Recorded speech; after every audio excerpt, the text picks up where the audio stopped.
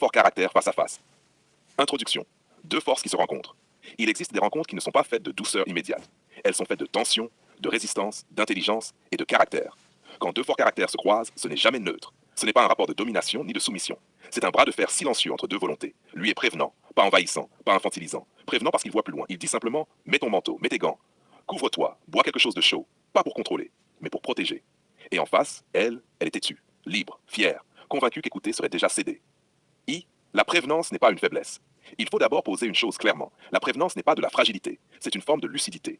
Lui, il anticipe. Il connaît les conséquences avant qu'elles arrivent. Il ne parle pas pour avoir raison, mais pour éviter le problème. Quand il dit couvre-toi, il ne parle pas de vêtements. Il parle de responsabilité. Il ne force pas. Il n'insiste pas lourdement. Il dit une fois, clairement, calmement, et il laisse le choix. Parce que le respect, ce n'est pas d'imposer, c'est de prévenir, puis de laisser chacun assumer. La têtutesse comme affirmation de soi. Elle, de son côté, n'écoute pas. Ou plutôt, elle écoute, mais elle fait semblant de ne pas entendre. Pourquoi? Parce qu'elle confond parfois indépendance et refus d'écoute. Parce qu'elle croit que céder sur un détail, c'est perdre du terrain. Elle veut montrer qu'elle décide seule, qu'elle tient debout, qu'elle n'a besoin de personne. Alors elle sort sans manteau, elle ignore les gants, elle se moque de la soupe chaude, non par inconscience totale, mais par défi silencieux. C'est sa manière de dire « je gère ». Le réel finit toujours par parler.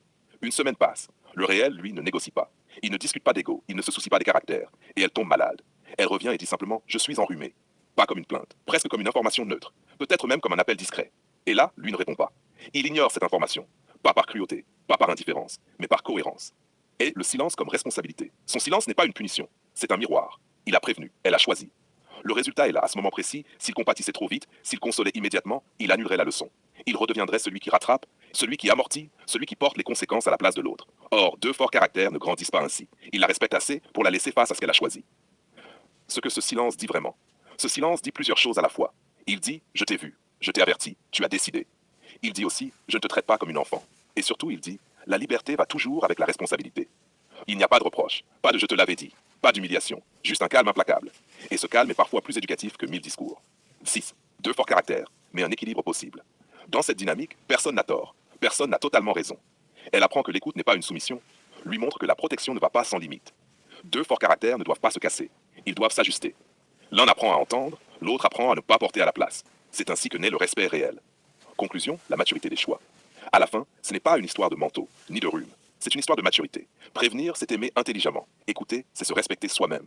Et parfois, le plus grand acte de respect n'est ni de parler, ni de consoler, mais de se taire et de laisser l'autre devenir responsable de lui-même.